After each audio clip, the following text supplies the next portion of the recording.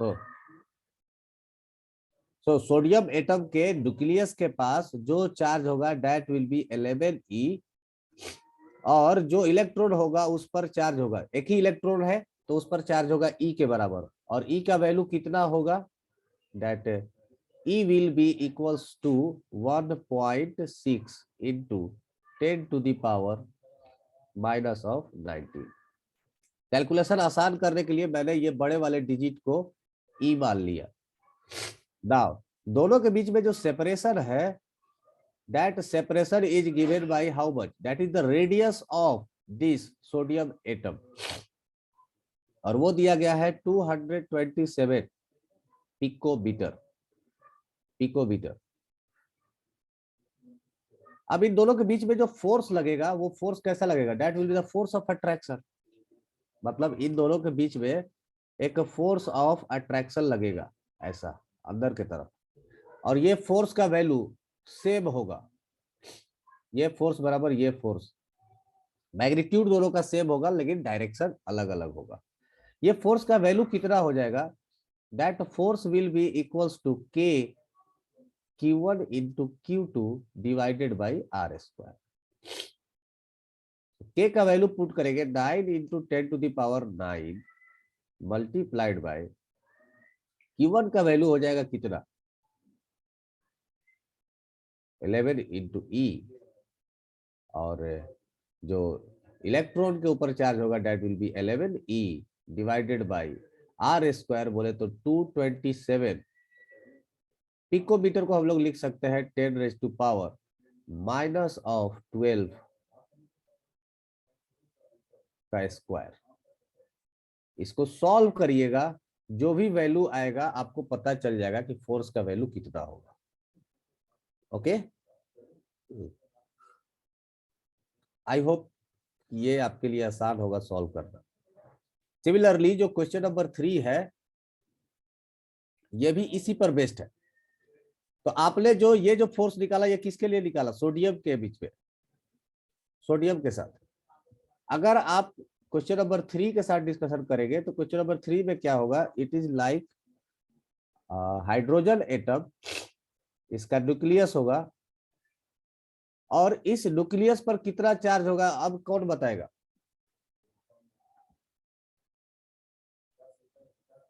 Nucleus पे charge कितना होगा, anyone, 1, what 1 coulomb,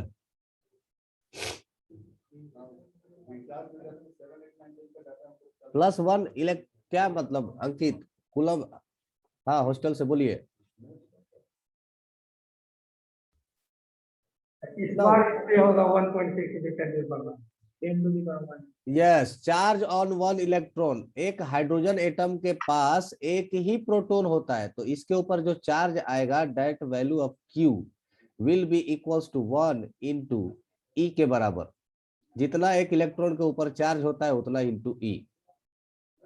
valence electron पर अट्रैक्शन फोर्स कैसे निकालेंगे, क्वेश्चन 2 नंबर क्वेश्चन में। रॉकी मैंने मतलब बोला तो ये पॉजिटिव चार्ज है नेगेटिव चार्ज है, दोनों एक दूसरे को अट्रैक्ट करेंगे, दोनों के बीच में जो फोर्स लगेगा that will be the K Q1 Q2 by R square. R का वैल्यू आपको दिया गया है, K का वैल्यू पता है, Q1 का वैल्यू निकाल लिए, Q2 का वैल्यू निकाल लिए। नाउ सॉल्व इट, और मुझे जब तक मैं क्वेश्चन नंबर 3 बता रहा हूं तब तक इसका न्यूमेरिकल वैल्यू आप लोग बता दीजिए। रॉकी कोई दिक्कत है क्या, अनम्यूट करके पूछ सकते हो direct, no problem at all. Balance electron पे अट्रैक्शन फोर्स कैसे निकालेंगे, वही तो बताया था यहाँ पर। Now this is hydrogen and this is electron, तो इसके पास एक प्रोटॉन और एक इलेक्ट्रॉन होता है। इन दोनों के बीच का जो डिस्टेंस है, इन दोनों के बीच का जो डिस्टेंस है दैट इज 0.53 सॉरी 53 पिकोमीटर। तो ये जो डिस्टेंस दिया गया ये दिया गया है 53 picometre.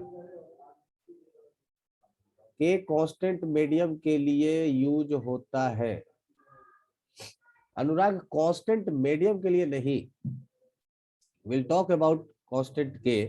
K is called as permeability, है ना, permeability नहीं, permittivity actually, permittivity of any medium.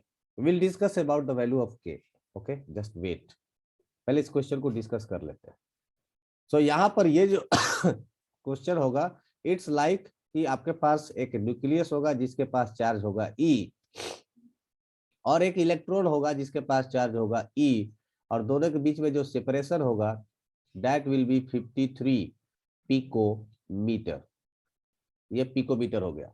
सो इनके बीच में जो फोर्स होगा F is equal to K Q1 Q2 by R square, K Q1 Q2 by R square.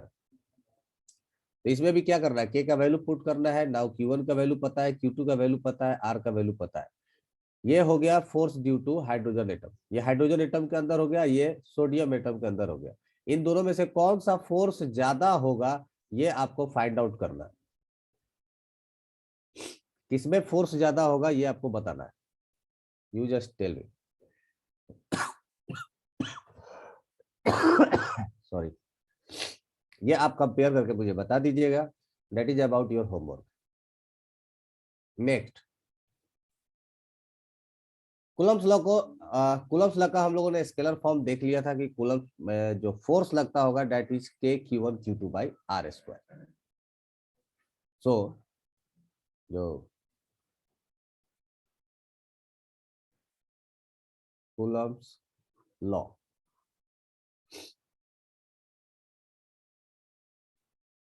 Hydrogen में ज्यादा force होगा, पता नहीं, कैलकुलेट करके देखे क्या.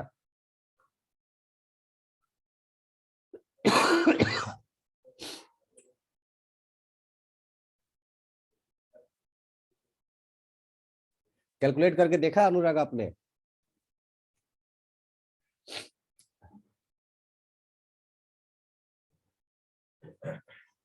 ओके, सो हाँ, करके बताइए ना, डायरेक्ट ऐसे अंदाज पर क्यों कह रहे हो कि इसमें ज्यादा होगा उसमें कम होगा. लेट्स फाइंड आउट कि किसमें ज्यादा होता है. सो कूलम्ब्स लॉ इज कहता है F is equal to K Q1 Q2 by R square. अब इसमें R का वैल्यू हम लोग जान चुके हैं, Q1 का वैल्यू जान चुके हैं, Q2 का वैल्यू जान चुके हैं. This is the force. ठीक है. सो ये जो K का वैल्यू है, that K is called as, K को हम लोग कहते हैं परमिटिविटी.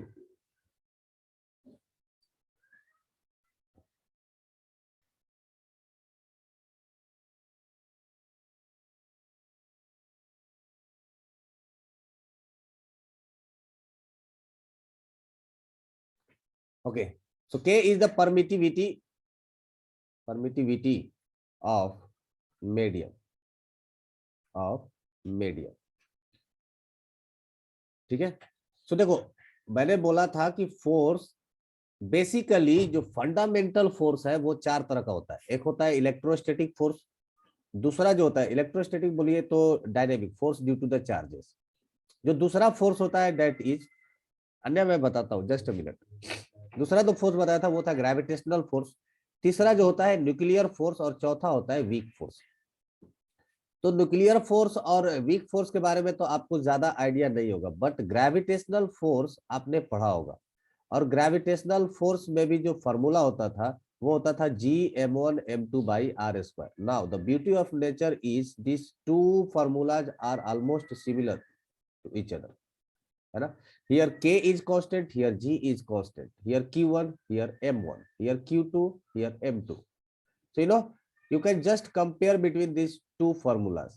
Now ये जो ग्रेविटेशनल फोर्स का जो फॉर्मूला था, इसमें आपको किसी ने नहीं बताया होगा या कभी आपने नहीं पढ़ा होगा कि इसे दो मास के बीच में अगर पानी रख देंगे तो क्या इनके बीच का जो फोर्सेज होगा या घट जाएगा या बढ़ जाएगा या वही रह जाएगा. कोई मुझे बता सकता है कि दो मास है और इसके बीच में, इस पूरे दोनों मास को मैं एक पानी में डाल देता हूँ, है ना, इन दोनों मास को पानी में डुबो दिया, इन दोनों के बीच में ग्रेविटेशनल फोर्स बढ़ेगा, घटेगा या सेम रहेगा? What will be your answer? Okay, Nan, very good. Very good. Anurag, Rocky बोल रहा है बढ़ेगा, आकाश हॉस्टल के लोग बोल रहे हैं सेम। रॉकी बढ़ेगा नहीं, actually it will remain same because the gravitational force is independent of medium around it. Gravitational force किसी भी मीडियम पर डिपेंड नहीं करता है, चाहे इसके बीच में आप पानी डाल दीजिए या केरोसिन डाल दीजिए, कुछ भी चीज आप रख दीजिए, it's force will not change, that is not alter due to the medium surrounding it.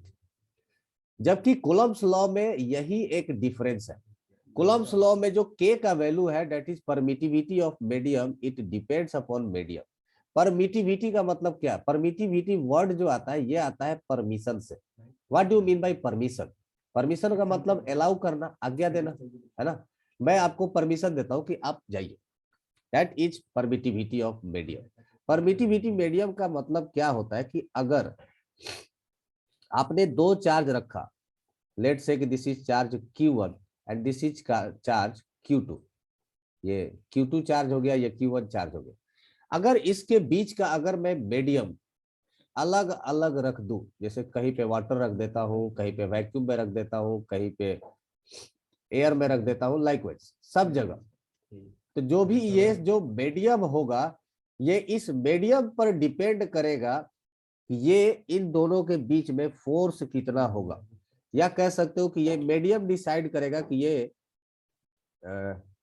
इस ऑब्जेक्ट के वजह से इसमें फोर्स ऑफ मतलब स्ट्रेंथ कितना रह जाएगा। जैसे आप समझिए कि मैग्नेटिक फील्ड, जो मैग्नेट होता है, अगर आप ये दो मैग्नेट के बीच में लकड़ी रख देंगे, आपने बीच में वुड रख दिया, एक मैग्नेट नॉर्थ पोल और साउथ पोल आपने ऊपर रख दिया, this is north pole and south पोल।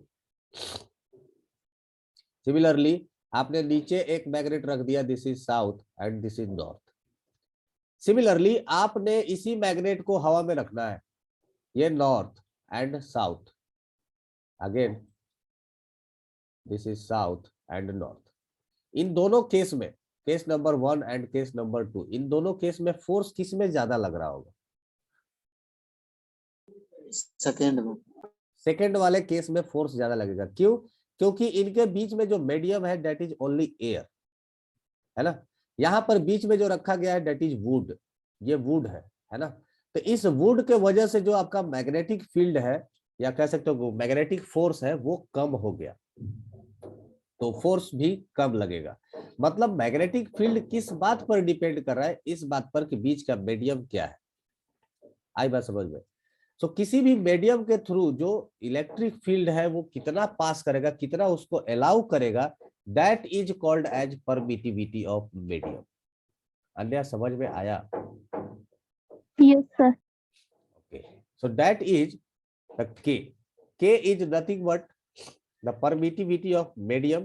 और आगे जाइएगा तो इसको और डिटेल में आपको पढ़ने को मिलेगा कि एक्चुअल में जो K का जो वैल्यू होता है, K is equals to 1/4 pi epsilon nought, epsilon nought, है ना।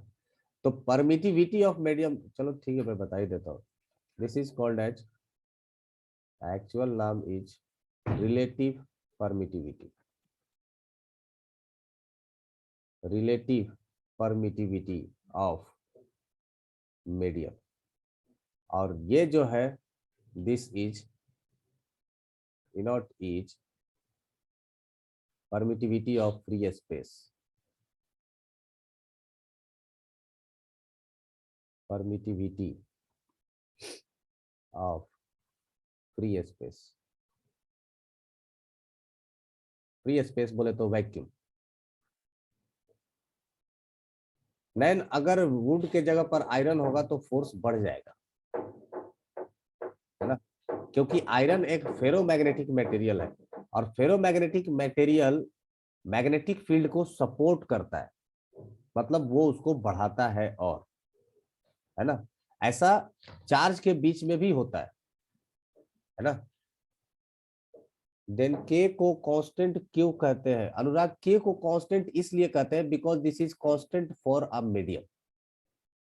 देखो के को यूनिवर्सल कांस्टेंट नहीं कहा जाता है, जबकि जी को यूनिवर्सल कांस्टेंट कहा जाता है। जी का वैल्यू पूरे यूनिवर्स में कहीं चेंज नहीं होगा, जबकि के का वैल्यू मीडियम के साथ साथ चेंज होता जाता है। तो it is only constant for a medium, जबकि जी इज इंडिपेंडेंट ऑफ मीडियम। ये कांस्टेंट जरूर है पर यूनिवर्सल कांस्टेंट नहीं है। यूनिवर्सल कांस्टेंट दो ही है, एक कैपिटल जी और एक होता है आर, जो कि केमिस्ट्री में शायद पढ़ा होगा, PV is equal to N R T. तो यूनिवर्सल कांस्टेंट दो ही तरह का होता है। के और जी कांस्टेंट टर्म का वैल्यू कैसे लाया गया है? देखिए के का वैल्यू और जी का वैल्यू, मतलब कोई भी कांस्टेंट का वैल्यू जो होता है वो एक्सपेरिमेंटली लेके आया जाता है। जैसे एक्चुअली ये तो रिवीजन क्लास है। जो ओम्स लॉ आप लोगों को पढ़ाया था, जो ओम्स लॉ आपने बताया था आप लोगों को, एक्चुअली वो कैसे लाया गया था?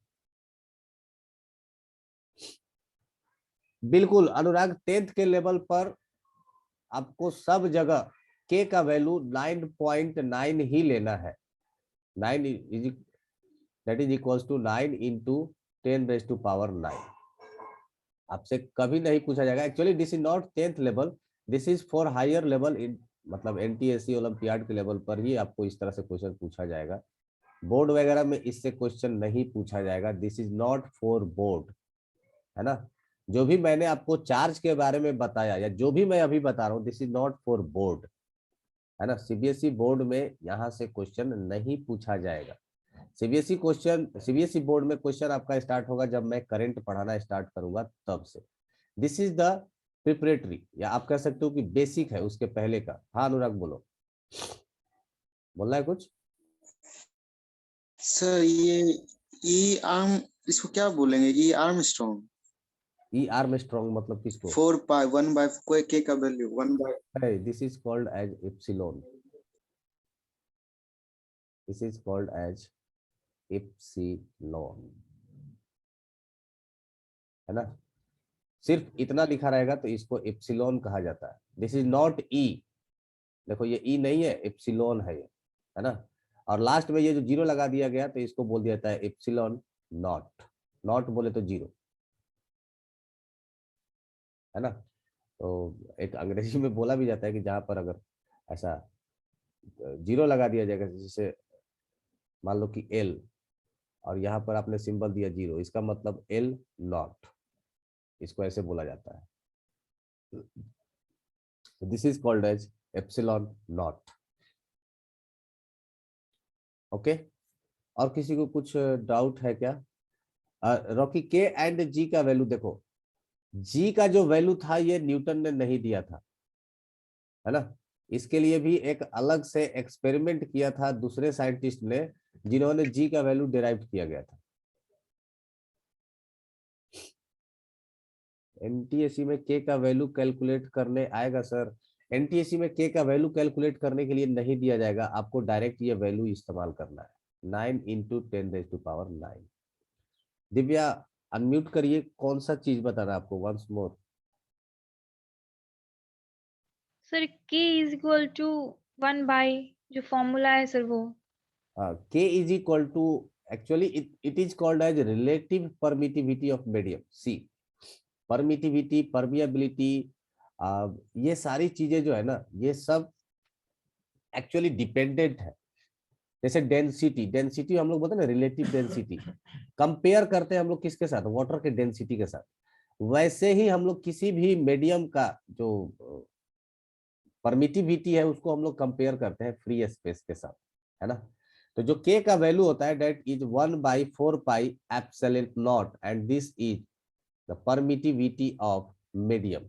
ये एक वैल्यू है, ये एक कांस्टेंट है, जो कि जिन्होंने ये फॉर्मूला बनाया है उन्होंने ये बताया कि एक कांस्टेंट आप इस्तेमाल करिए, उस कांस्टेंट का वैल्यू होगा 1/4 पाई एप्सिलॉन। बस इतना ही जानिए। कैसे आया ये वैल्यू? एक्सपेरिमेंटल आया, ये एक्सपेरिमेंटल आया। एक्सपेरिमेंटल इसलिए आया क्योंकि अगर आप मान लीजिए कि दो बॉडीज के बीच में आप फोर्स लगा रहे हो, है ना। अगर ये इसके ऊपर मान लीजिए कि चार्ज है 2 कूलम, इसके ऊपर चार्ज है 2 कूलम, और इसके बीच का जो डिस्टेंस है that distance should be, let say कि ये भी है 2 मीटर के आसपास, तो जो फोर्स का वैल्यू अगर इसके प्रोडक्ट पर डिपेंड करता, मतलब that is Q1 into Q2 divided by R square, इसका वैल्यू आना चाहिए था कितना, 4 divided by 4 is equal to 1 coulomb. ठीक है, ये हमारा एक्सपेक्टेशन था, लेकिन जब हमने एक्सपेरिमेंट किया तो ये इतना नहीं आया। इन दोनों के बीच में फोर्स कितना आया, 9 इंटू 10⁻⁹ आ गया। मेरी बात समझ में आ रही है।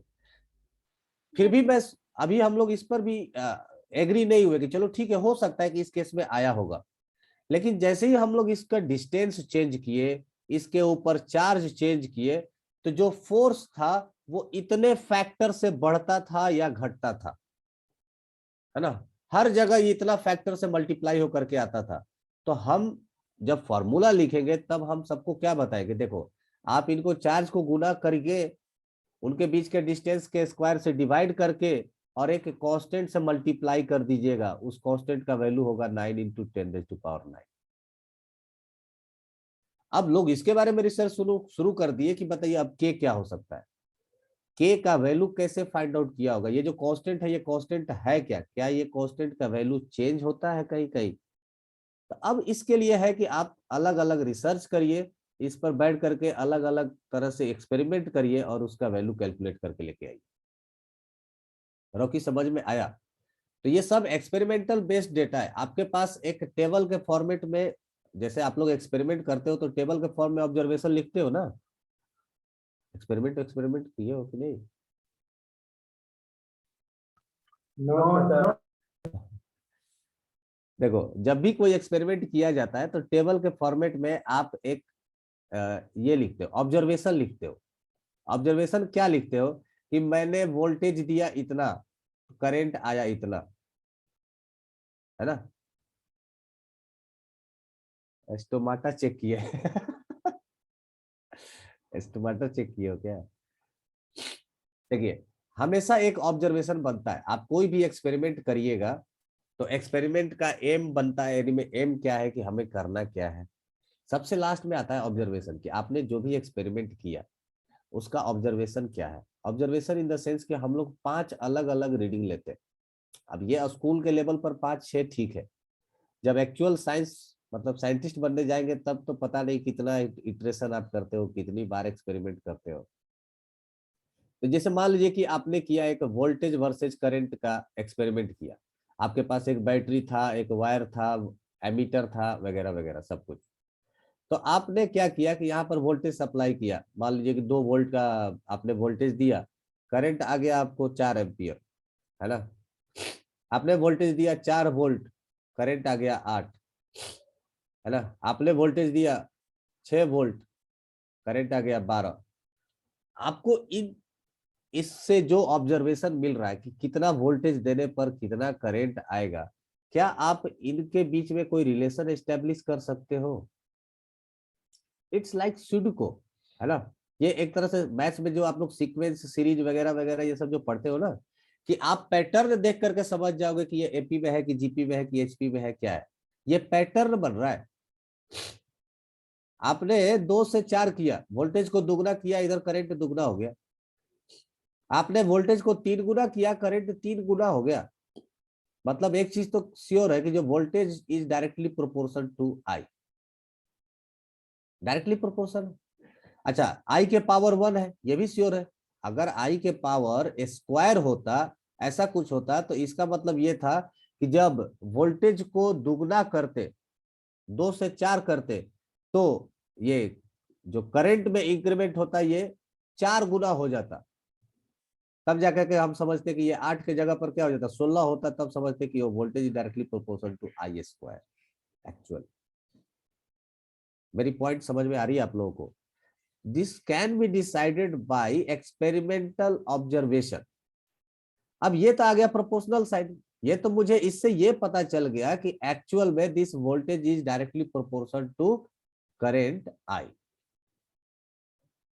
अब ये समस्या ये है कि इसे आखिर इस प्रोपोर्शनलिटी का साइन हटाएगा तो कोई ना कोई तो कांस्टेंट टर्म आना चाहिए।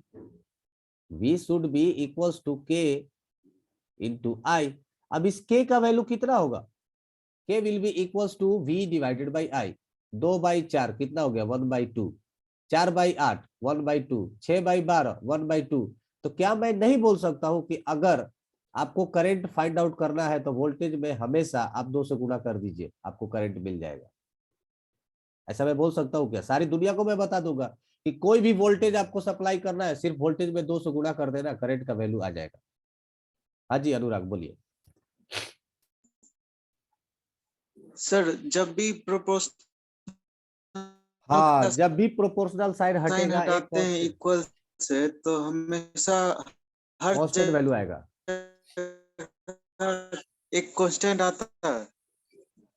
हमेशा एक कांस्टेंट आएगा ही आएगा। यस, अच्छा, तो उसका वही तो बोल रहा हूँ उसको कि कैलकुलेट कैलकुलेट ऐसे कैसे करते करेंगे हैं। सर?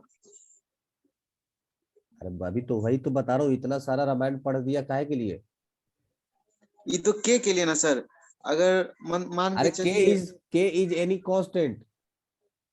सॉरी, हाँ, तुम्हें लग रहा है कि ये वाला के है तो ये वो वाला के नहीं है, कट दो इसको। v is directly proportional to any constant q into i। अरे वो तो नाम लिखा था भाई, अंग्रेजी अच्छा, में 2-4 ही फेमस नाम है। कांस्टेंट के लिए के या तो सी इस्तेमाल करते हैं। Done sir. तो q का वैल्यू कुछ भी हो सकता है, ये चीज आपको कैसे पता चलेगा?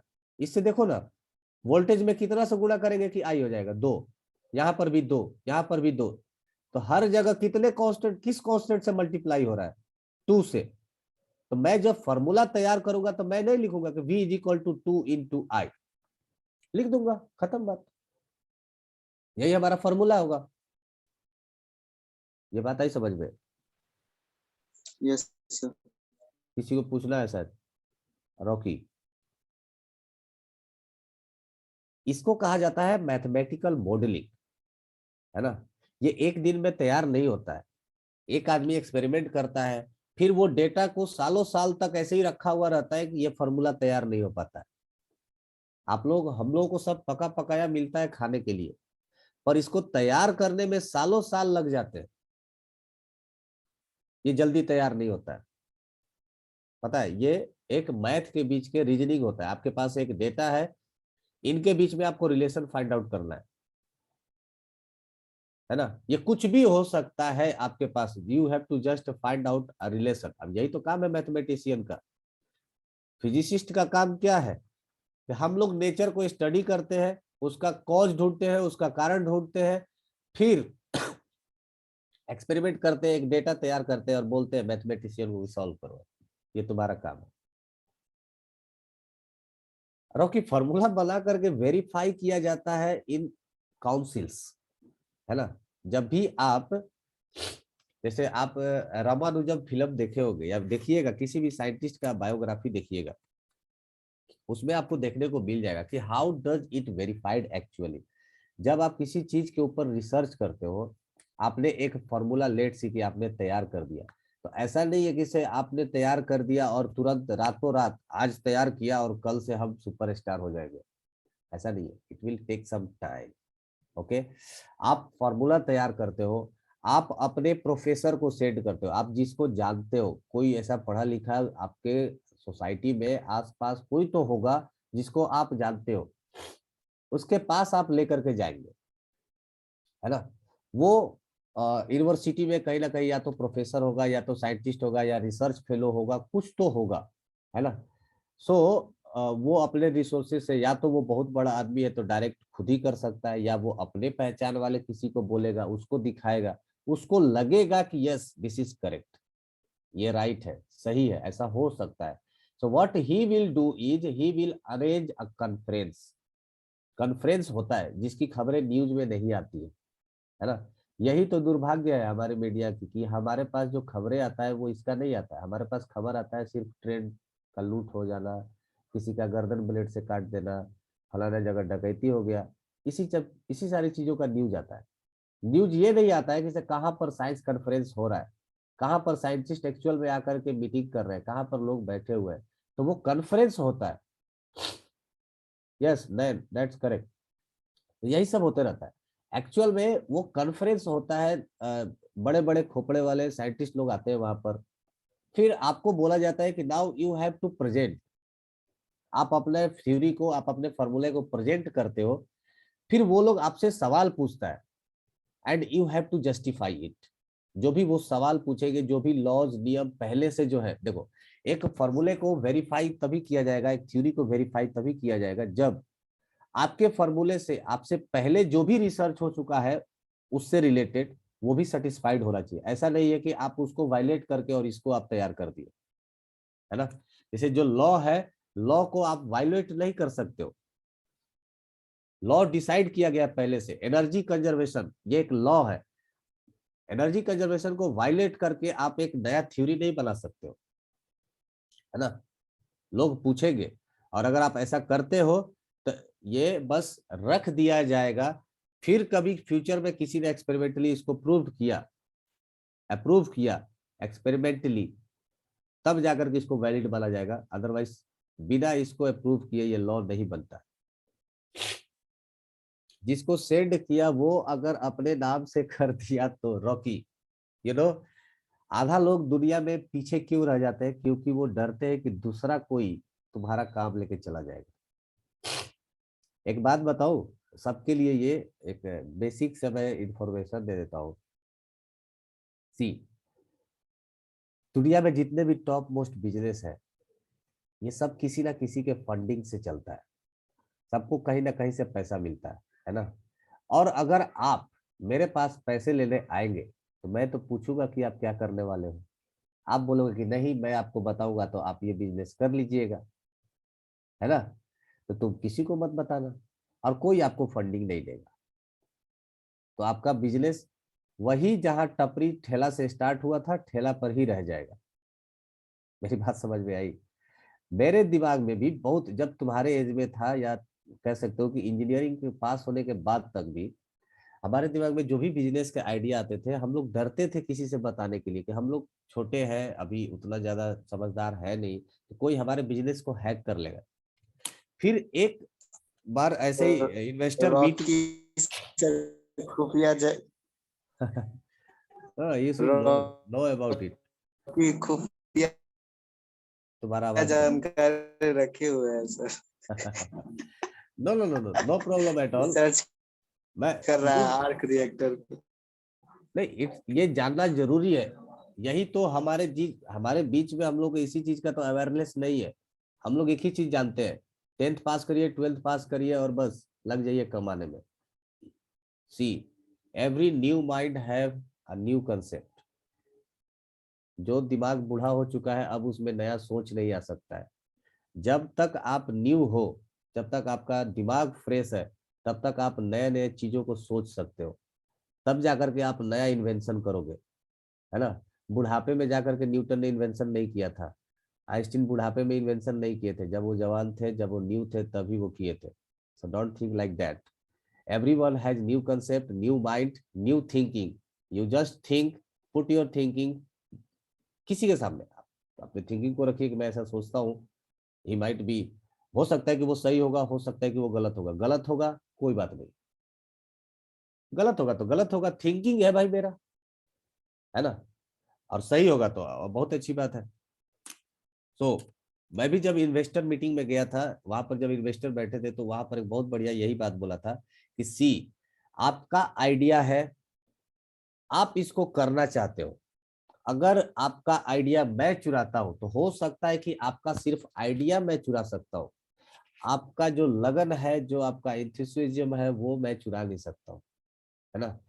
आपका आपका जो डिटर्मिनेशन है कि इस बिजनेस को लेकर के मुझे ये करना है, तो वो आप कर सकते हैं, आपका आइडिया चुरा के मैं नहीं, है ना। अगर मुझे समोसा बेचने का इच्छा है तो वो मैं बेच सकता हूँ, बगल वाला का बिक रहा है ये देख करके अगर आप समोसा बेचना स्टार्ट करेंगे, आपका नहीं चलेगा, ये गारंटीड है ना।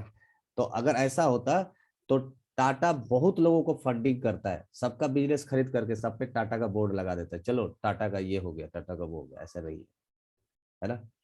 ये चीज तभी होता है जब आपको वो करने का मन होगा, आपके अंदर उसके लगन होगा, वरना बिजनेस बहुत सारा है। आपके पास आइडिया ही आइडिया है, करिए ना। ऑनलाइन बिजनेस खुला हुआ है, आप ऑनलाइन मार्केटिंग कर सकते हो क्या? क्योंकि आपके अंदर लगन नहीं है ना। तो वो आप तभी कर पाएंगे जब आपके पास वो करने की इच्छा होगा। So never hesitate to share your idea with anyone.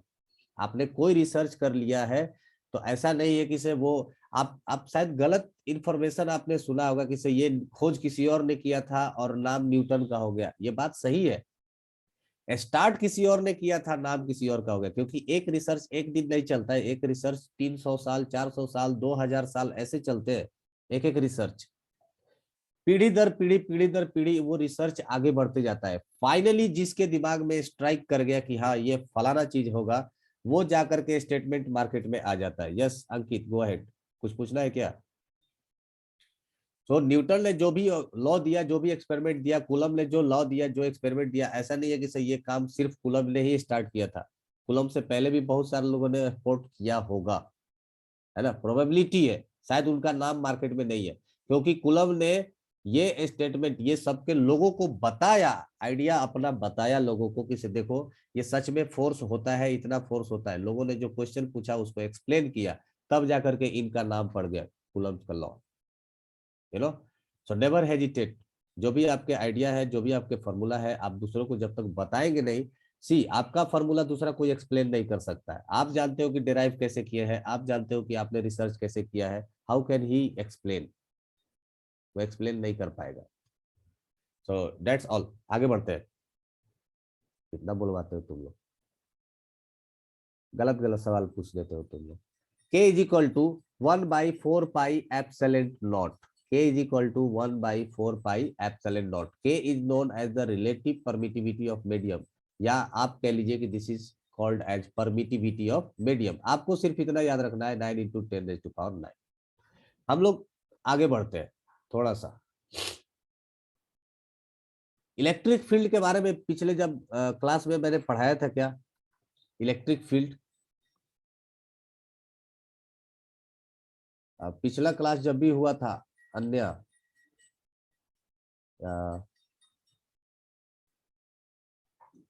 Shubham, Rocky, electric field के बारे में डिस्कशन किए थे क्या हम लोग?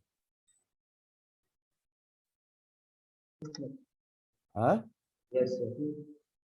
सक्षम हल्का सा बताए थे। ओके, सो हल्का सा ही बता देते हैं। चलिए, इलेक्ट्रिक फील्ड, सी इलेक्ट्रिक फील्ड क्या होता है? जिस तरह से मैग्नेटिक फील्ड, जब मैग्नेटिक फील्ड के बारे में पढ़ लिया है तो इलेक्ट्रिक फील्ड के बारे में भी जान सकते हैं। द नाम फील्ड, फील्ड का मतलब क्या होता है? क्षेत्र, एरिया, है ना। सो इलेक्ट्रिक फील्ड भी कुछ इसी तरह का एरिया होगा। This is the area around a charge. किसी भी चार्ज के चारों तरफ का एरिया, जहां तक कि एक दूसरा चार्ज फोर्स फील कर सके, उसी को हम लोग कहेंगे इलेक्ट्रिक फील्ड, है ना। मान लीजिए कि ये एक चार्ज है, क्यू चार्ज, और इसके वजह से इतना दूर के रेंज में अगर मैं कहीं पर भी चार्ज रख दूंगा तो इस पर फोर्स लगेगा।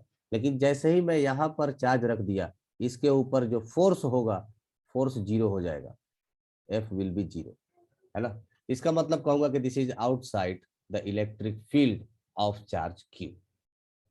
तो ये जो इलेक्ट्रिक फील्ड है, ये हर चार्ज के चारों तरफ का जो एरिया होता है, जहां तक कोई दूसरा चार्ज फोर्स को फील कर सके, उसी को हम लोग कहते हैं electric field.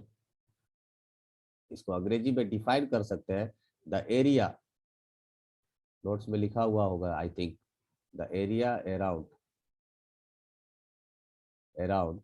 A charge, around a charge up to which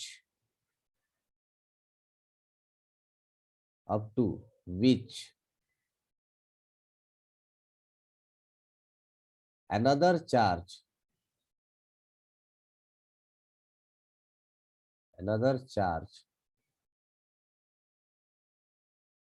can feel the force, can feel the force is called electric field,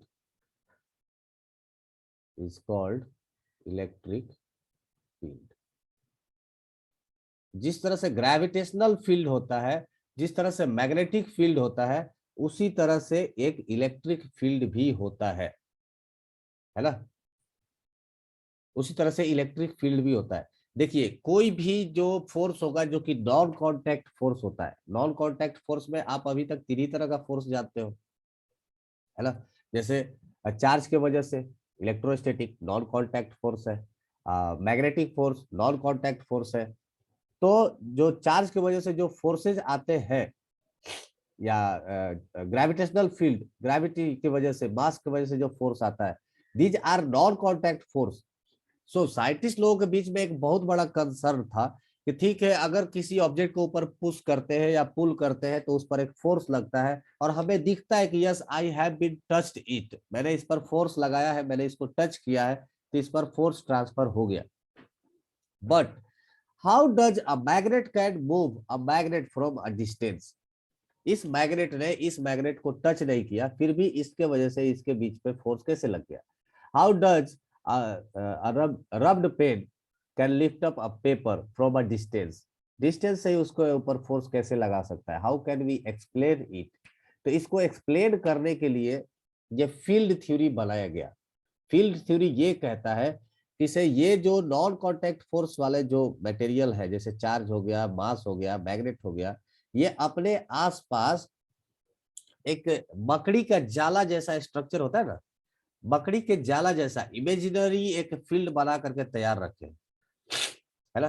जैसे मकड़ी का जाला होता है, कैसा होता है? गोल गोल होता है ऐसा। अगर उसमें मच्छर अगर उड़ते उड़ते जाए तो जा करके फंस जाता है ना। नाउ अगर आप दूर से देखेंगे तो आपको वो जाला नजर नहीं आएगा, पर मच्छर नजर आएगा कि मच्छर टंगा हुआ है, यू नो द एग्जैक्टली।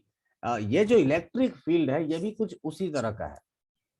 हर एक ऑब्जेक्ट के तरफ चारों तरफ से एक मान सकते हो कि एक इनविजिबल इमेजिनरी लाइन है जो उसके फील्ड फोर्स को, उसके फोर्स के जो फील्ड है उसको रिप्रेजेंट करता है, जिसको हम लोग कहते हैं इलेक्ट्रिक फील्ड।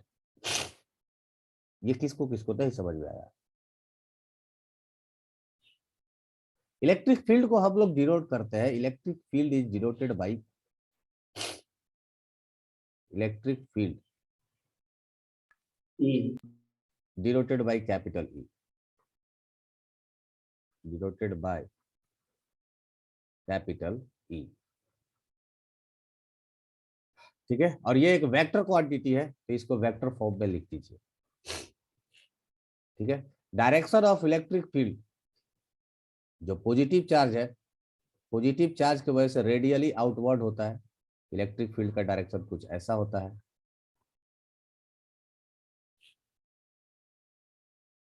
अब ये डायरेक्शन ऑफ फील्ड कैसे फाइंड आउट करते हैं? याद करिए, मैग्नेटिज्म में मैग्नेटिक फील्ड को हम लोग कंपास के द्वारा बनाते थे, है ना। कंपास रख के ऐसा गोल गोल घुमाते जाते थे, जिस डायरेक्शन में कंपास मुड़ता था, जिस डायरेक्शन में वो बेंड करता था, डिफ्लेक्ट करता था, उस डायरेक्शन में मैग्नेटिक फील्ड ड्रॉ कर देते थे। इलेक्ट्रिक फील्ड कैसे ड्रॉ करते हैं?